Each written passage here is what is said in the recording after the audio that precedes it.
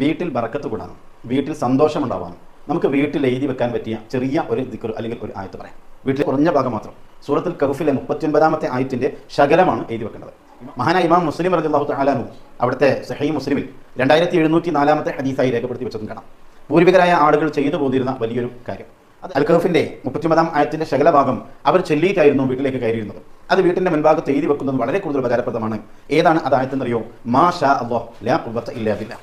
മാ ഷാ അല്ലാഹ് ലാ ഖുവത ഇല്ലാ ബില്ലാഹ്. ഇത് വീട്ടിലേക്ക് കയറി വരുന്ന സ്ഥലത്ത് എഴുതി വെക്കുകയും വീട്ടിൽ കയറുന്ന സമയത്ത് അത് ചൊല്ലിക്കൊണ്ട് കയറുകയും ചെയ്താൽ വലിയ ബറക്കത്ത് നമ്മുടെ വീട്ടിലുണ്ടാകും.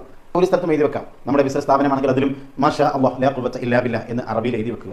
എന്നിട്ട് ആ സ്ഥാപനത്തിൽ കയറുന്ന സമയത്ത് നമ്മൾ ഈ ദിക്ർ ചൊല്ലുക. വലിയ ഗുണം അതുകൊണ്ട് നേടിയെടുക്കാൻ കഴിയും. അദ്ദേഹം ഇപ്പോൾ പറഞ്ഞത് നമ്മൾ കേട്ടല്ലോ. ഈ കാര്യങ്ങളൊക്കെയാണ് അദ്ദേഹം പറയുന്നത്. എഴുതി വെക്കാൻ പറയുന്നത് എന്താണ്?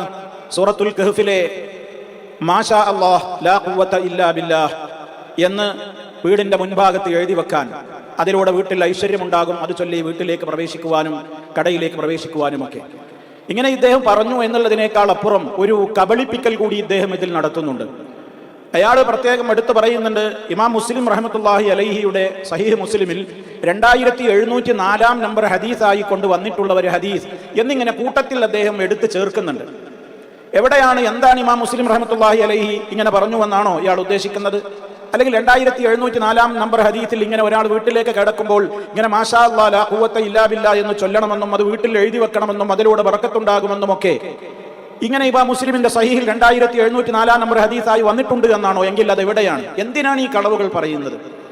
ഓരോന്നും നല്ലതല്ലേ എന്ന നിലക്ക് ഓരോരുത്തരുടെ സ്വന്തം വക പോക്കറ്റിൽ നിന്ന് എടുത്തങ്ങ് ഇതൊക്കെ ചെല്ലിയാൽ, ഇതൊക്കെ എഴുതി വെച്ചാൽ വീട്ടിലും കച്ചവട സ്ഥാപനത്തിലും ഒക്കെ ബറക്കത്തുണ്ടാകുമെന്ന് പറയുവാനുള്ള അധികാരം ആരാണിവർക്ക് നൽകിയത്?